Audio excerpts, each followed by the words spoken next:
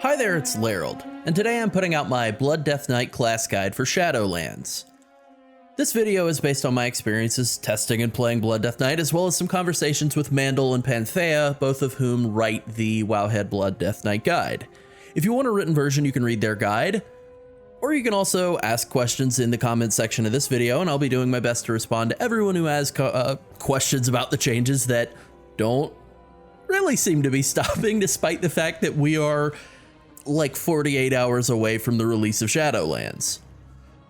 Alright then, you know how to like and subscribe and stuff, and it'd make me feel pretty nice if you did. Let's get to it. First question, same as always, why play Blood DK? Same answer as always, they have a ton of health, a ton of self-healing, Death Grip, and Gorfiend's Grasp. Honestly, I could just stop there. Blood DK has gained a lot of new tools from BFA, and they were pretty good at the start of the last expansion, so I fully expect that they will be pretty good at the start of this expansion as well. Big health pools are always a little safer in the first tier, they just are, and Blood really hasn't lost anything of value from BFA. Now you could argue that just like BFA, a lot of the new stuff isn't that interesting, at least when you compare it to, you know, Conduits and Legendaries available to other classes, and I mean, some of that's true, but I think there is a lot of interesting stuff for Blood in this expansion too.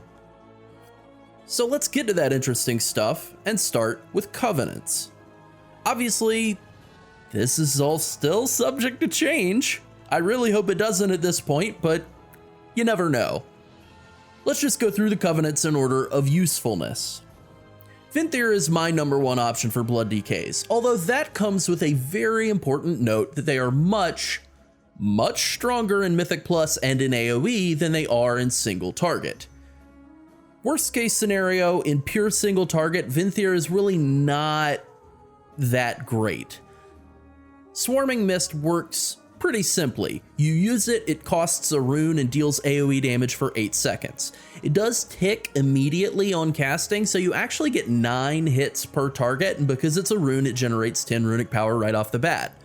So the amount of runic power it generates scales up with your target count, and it kind of works a lot like Bone Storm, except it generates resources instead of costing them. So the issue of runic power generation is a pretty simple one. Against one target, you'll get the base 10 runic power and then 9 hits of 3 runic power, which is 27, for a total of 37 RP. For a single rune, that's very good. The problem is that it does cost a rune, so it's not really 37 extra runic power per minute. Since you could have used Heartstrike for 15, it's really only 22 extra runic power a minute. That's barely half a Death Strike a minute. That's not as good. But that's the worst case scenario. In all-out AoE, it generates a total of 145 runic power, which is amazing. And even when you go, right, but you could have used Heartstrike, so it's really only an extra 130 runic power per minute. Yeah, so what? 130 extra runic power a minute is a huge bonus. It's over 3 Death Strikes. Beyond that, beyond the runic power concerns, it deals good damage, and while it was just nerfed to deal less damage above 5 targets, it doesn't have a hard cap, just a soft cap, so it's still very, very good in AoE. Easily the best AoE damage Covenant option for DKs. The dodge chance it grants is also not bad. It's not immensely powerful, but an extra 10% dodge while you're tanking a nasty AoE pack can make things a good bit safer at the start of a pull. The signature skill for Venthyr is Door of Shadows, which is basically just a teleport with a cast time. You can use it to skip past trash packs or blink through boss mechanics, and the extra mobility is pretty nice for Death Knights who, you know, are traditionally very slow and immobile. The best soulbind for Venthyr is Nadia the Mistblade. She offers a really good haste buff as well as a 20% buff to your food, flask, and weapon enchant effects, and offers the ideal Blood DK Conduit setup, which is 1 potency, 2 endurance, and 1 finesse. General Draven is a usable, more defensive alternative. He grants a passive damage reduction bonus while you're below 40% health that stacks with Will of the Necropolis, and a stamina and self-healing increase as a reward for standing still for 4 seconds. He's a very tank-oriented soulbind, but going through that route will force you through 2 potency conduits, and that's not terrific.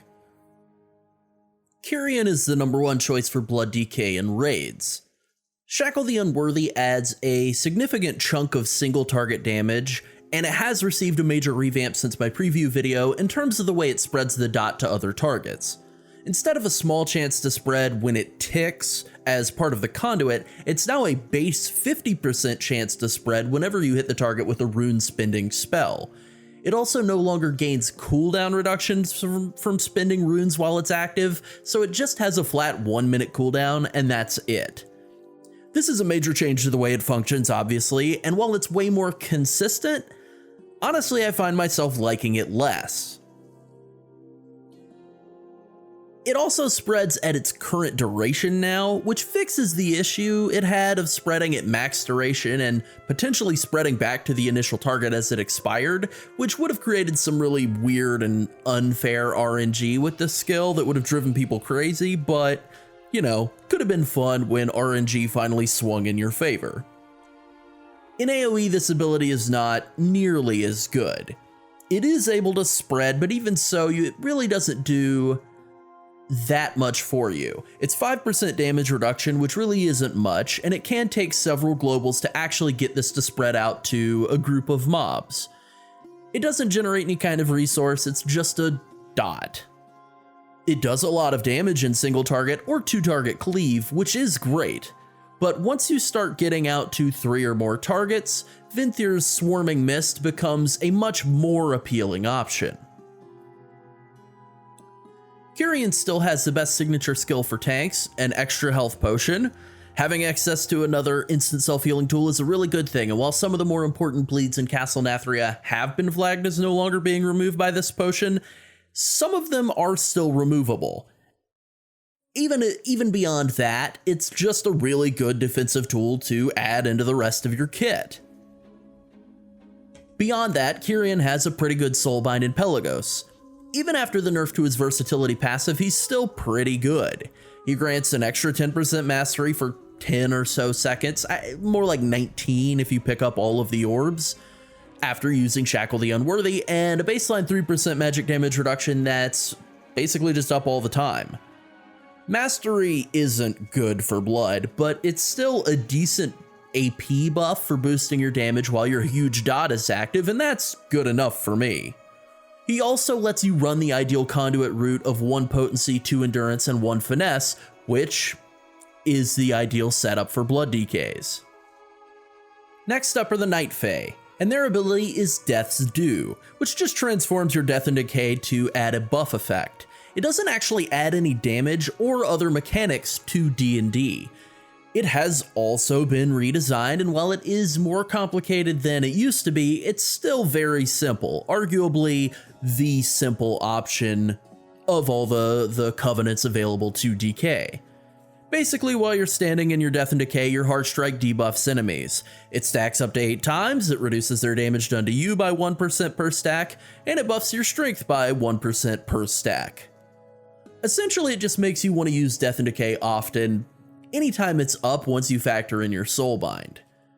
Because it's reliant on your Heart Strike hitting the enemy for them to be debuffed, this doesn't really wind up being all that great in AoE that's larger than 5 targets, since it won't consistently hit the entire pack, and you may wind up bouncing off some stacks off of your secondary targets, potentially letting the debuff drop entirely. Even more than that, it's just boring. It's just very boring to me, and it's sort of an all-around skill that doesn't really compete with either of the 2 good skills very well. It's just not great.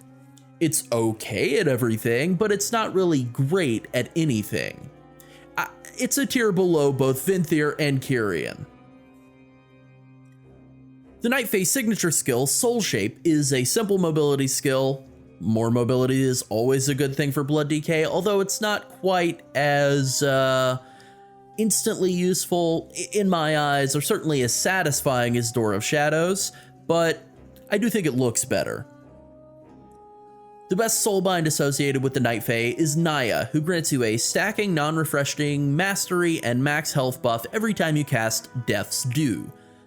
It's a good source of a little extra stat budget, and the max health is good and tanky. But the mastery is pretty much forgettable. In the final tier of her tree, you're gonna want to go through Burrs, which was just fixed like a few hours ago to work on bosses, which means it's pretty much always worth taking since it sends you through another endurance conduit, whereas Poison right next to it sends you through an extra potency conduit, which you don't want.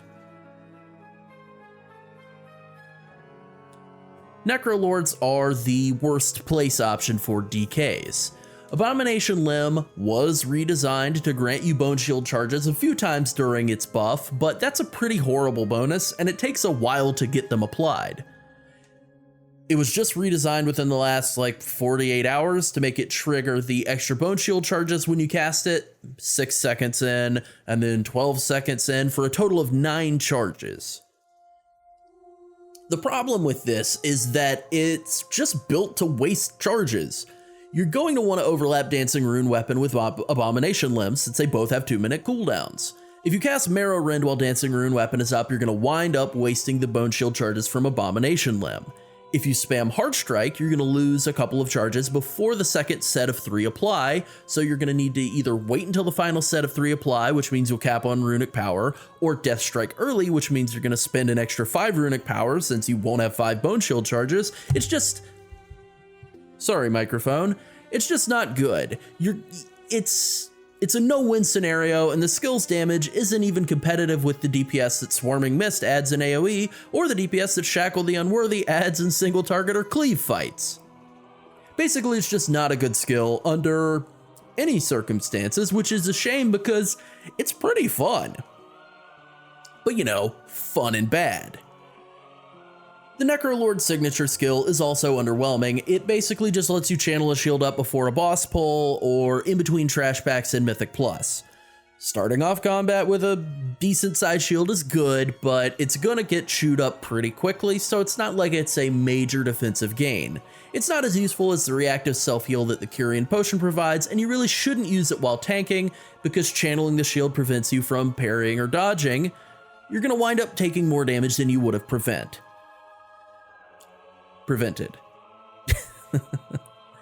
And finally, Necrolord's Soulbinds for blood DKs are pretty bad. Bonesmith Hermir is arguably the strongest due to the reflective damage of serrated Spaulders. That adds up to a fair amount of damage, especially in AoE, and the Conduit selection on her is pretty good, but that's about it. Alright, so the quick summary on Covenants is that Curian will be the best for single target and 2-target raid fights, Vinthyr is the best for AoE fights and Mythic Plus.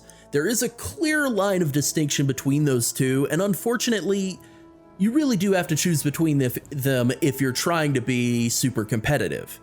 I will say I think Vinthyr is a much more fun and interesting option, so, you know, if you're in sort of a coin flip scenario, I would lean toward the vampires.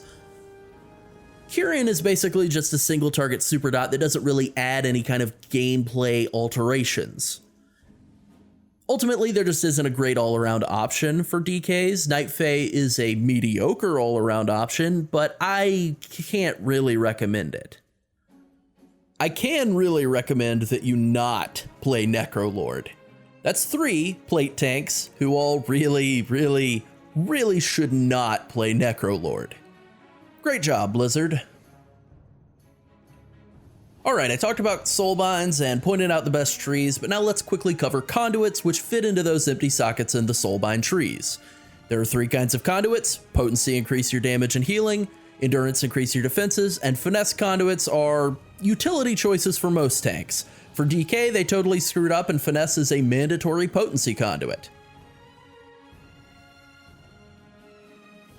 So let's just break them down quickly. Withering Plague is the better of the 2 generic conduits that are available to all blood DKs. It's a pretty decent increase to Heartstrike's damage, which sounds good, but it isn't great.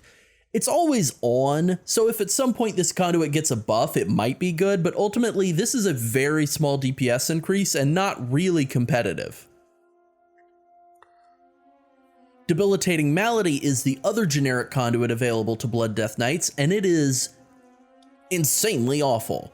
It's so much weaker than Withering Plague, which was already weak to begin with. This is almost never, no, this is never worth wearing.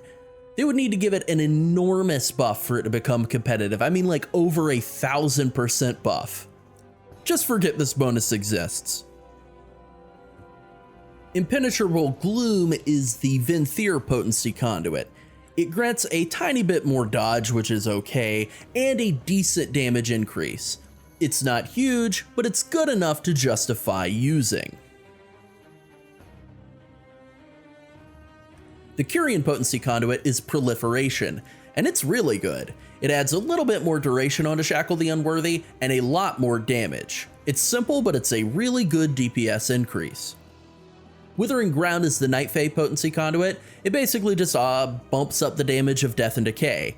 Now, Death and Decay isn't really a high damage skill, but this is a pretty large buff, and I do think it's worth using. Not terrific, but not terrible. And lastly, Brutal Grasp is the Necrolord potency conduit. It increases the damage of Abomination Arm, which is fine, but it doesn't fix any of the major problems with it, which include long cooldown, weird situational utility, wasteful bone shield charge generation, non-competitive damage. Ultimately, Necrolord is still not a good covenant, and the conduit doesn't do anything to fix that. Alright, endurance conduits are a little more straightforward. Meat Shield is the best endurance conduit available to Blood DKs. It is, weirdly enough, a small DPS increase, since Dancing Rune Weapon is arguably more of a DPS cooldown than a defensive cooldown. It really isn't like a huge bonus, but it is the best one available, and you should absolutely prioritize it first. Hardened Bones turns Lichborn into a minor defensive cooldown. It's not huge either, but I mean, a free-ish secondary defensive cooldown is really good to have.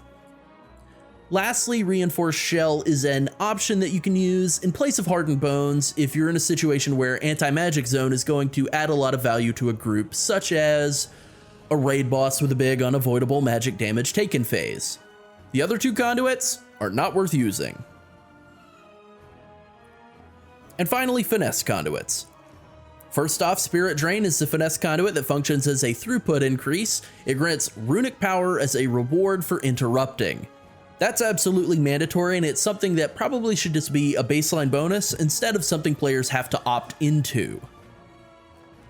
Chilled Resistance is another finesse conduit that feels out of place. It clearly should be an endurance conduit. The cooldown reduction effects for Barkskin, Shield Wall, and Ardent Defender, and all of the other cooldowns like that are all endurance conduits. It's clearly defensive. Anyway, if you find yourself going through two finesse conduits, which is pretty rare, this would be the default second option. It's not terrific, but it's pretty good. And finally, Fleeting Wind grants a little extra mobility, which is helpful, but not really worth going out of your way to get most of the time. Okay, up next is Legendaries, and there are just a few pieces to talk about here. First, and not necessarily my favorite, but probably the most useful, is Brenda Or's Might. It's really good. It basically restores 15% of all the runic power you spend on Death Strike, which is pretty terrific. Technically, you have to heal for at least 10%, so if you're not actively tanking, or you're tanking something totally trivial like you're doing world quests or something, then it won't trigger unless you're also talented into Voracious, which, despite the lack of any indication on the tooltip, does buff your minimum Death Strike heal value up to 10%. It's supposed to be 10.5%, but there's a bug with Death Strike that causes rounding down that hasn't been fixed yet, despite being reported by members of the community for a really long time. Anyways, this legendary is the most useful generally speaking. It should be the default pick for Blood DKs in most content. Next up is Super Strain, which is an all-purpose DK legendary, and it adds a lot of damage and value as blood. Although the off-spec diseases function at reduced effectiveness, they're still really good, especially in large AoE. The Unholy Dot adds an extra damage Nova effect when a target dies, and the Frost Dot gives a chance to generate runic power with each tick, so yeah, it's pretty good. It's generally the best choice for dealing damage, and it should be a really popular pick. It's just not quite as consistent defensively as Brenda Orr's might, so I suspect this will be more of a parsing pick and a Mythic Plus pick, and Brenda Orr's will be more the progression rating choice. And next up are two slightly more niche options.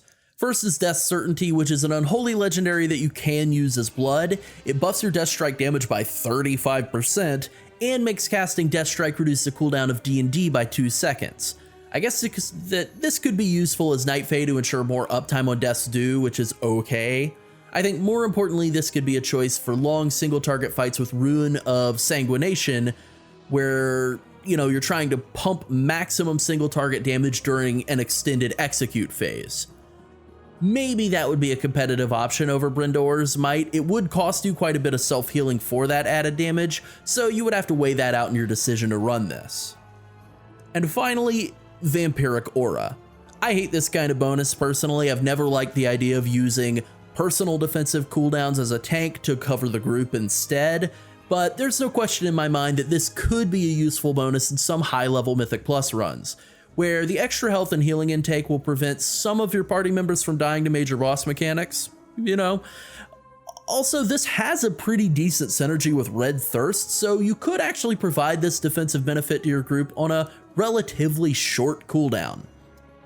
It's not a huge benefit, but it's not Shield Wall, but, you know, even at 50% of effectiveness, it's basically a Rallying Cry-ish effect on a 50-second cooldown? That's not bad. Alright, let's move on to talents. This is the setup I would run for Mythic Plus. There are a few useful talent swaps available to Blood DK, so let's just go over them quickly. Also, let me switch to the setup I would use for Raid now. Heartbreaker and Blood Drinker are both really good options, Blood Drinker for single target obviously, and Heartbreaker for AoE. Relish in Blood is a really good talent now since it causes your free Death and Decay casts to generate runic power and heal you, and it's actually reasonably competitive with Blood Tap. It requires less work to function well. Blood Tap is arguably the better choice if you can consistently guarantee that you're going to be consuming Blood Shield charges and getting cooldown reduction, but it does require yet another keybind in a class that's absolutely bloated with keybinds, and it isn't actually as good if you're not getting those constant Bone Shield charge consumptions.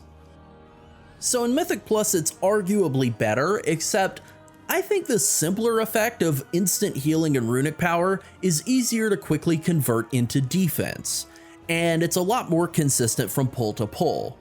So I would still stick with Relish in Blood in Mythic Plus. In raids, if you're constantly tanking and consistently losing Bone Shield charges, I would go with Blood Tap. But if it's a taunt swap fight where you're only tanking part of the time, then Relish in Blood is clearly going to be the better choice there. Grip of the Dead is a must-have for Mythic Plus. It's great. In raids, if you need to slow anything, you should take it, otherwise the extra mobility of Wraith Walk is probably, you know, better than a slow that does nothing. Bloodworms technically won't provide as much extra healing as Voracious. Voracious is a good self-healing increase, but the emergency healing from Bloodworms is legitimately not bad, and they deal meaningful amounts of damage. So I wouldn't switch away from Bloodworms unless I absolutely required the extra healing to survive, and even then I think losing out on the emergency Bloodworm heals would be a noticeable loss. And finally, Purgatory is a good safety blanket to use in raids. It's not really as useful in Mythic Plus. I just left Bone Storm in there for the raid setup because I like its damage if there's any AoE to be had at all. If you're in a pure single target situation, it's still usable, but not good. If you're in any real risk of dying at all, Purgatory is the move. There's not a ton to say about the Blood Death Knight rotation. You want to use your major cooldowns as much as you can, and you want to keep your Bone Shield charges above 6, and then the rest of the rotation is really simple and pretty forgiving. I think that's a big part of why DK has been a popular class for so long. It's pretty easy. The only thing that changes with Covenants is that if you're Night Fae, you may want to cast Death's Due, or Death and Decay, early. You don't have to cast it immediately when it's available, but you should watch the debuff and make sure that you're using Death's Due often enough in order to maintain that buff and debuff, even if that means hard casting a D&D. The basic stat priority for Blood Death Knights is pretty much the same as it has been in the past couple of expansions. Haste is the most important stat, you want as much as you can get. Versatility is good and very consistent. It's a solid fallback stat. Crit's pretty good offensively but less consistent defensively, and Mastery is the weakest stat of them all. Ultimately, the important things to go after are sockets and item level, then haste, then versatility, then the rest of the stats don't matter so much. In terms of notable pieces of gear, most of it is pretty interchangeable. That's what I would say. The only things that really matter too much in the first couple of weeks are going to be, obviously item level, but then well-itemized rings, amulet, and good trinkets. In terms of weapon enchants, there's really 3 options, really maybe more like 2. Fallen Crusader is still the best for standard DPS. You could pretty much slap that on every weapon and be totally fine. Rune of Hysteria is better for more runic power to give yourself more self-healing, although you will lose some DPS to run it. And finally, Rune of Sanguination is probably not worth running most of the time, or maybe ever, but for single target fights that have an extended execute phase, it could be a higher DPS option than Fallen Crusader. As far as damaging trinkets go, there are some decent ones from dungeons and raids. Pretty much all of the unused ones are at least decent. The 2 best from dungeons are Phial of Putrefaction and Grim Codex. The 2 best from raid are Dreadfire Vessel from Sire Denathrius and Stone Legion Heraldry from the Stone Legion Generals. The Dark Moon decks this expansion aren't great. The DPS one lets you leech haste from your enemy for a 20-second haste buff on a 90-second cooldown. Haste is good, but the trinket is not great. The tank one is also a 90-second cooldown, and it grants you a minor, brief defensive cooldown that basically blocks part of the next 5 hits. It can be a useful defensive cooldown if you really need that extra line of defense, but otherwise it's also pretty underwhelming. Neither of them are terrible, so if you really have a lot of gold burning a hole in your pocket and you want a quick trinket to get your item level up and, get you going in groups, go for it. But if you're really looking to just optimize your character and you're a little more strapped for cash, don't worry about it. Just get something from a dungeon instead. If you have to choose, I would recommend the DPS trinket. They are unique equipped, so you do have to choose. Alright, we're all feeling pretty excited for Shadowlands. I know I am. Death Knight is poised to have a good start to this expansion, and I'm ready to be Vinthier on mine. Kyrian is really powerful in raids, so, if you're looking to focus more on raid, I think Kyrian's a great choice for you, but to me, it's less fun, and I think, at least with my approach to my Death Knight, I'd really rather emphasize fun. At least on this character. Well, I think that covers it. If you have any questions about Blood Death Knights and Shadowlands, ask away. Stay tuned for more Shadowlands content, and thank you for watching. Bye.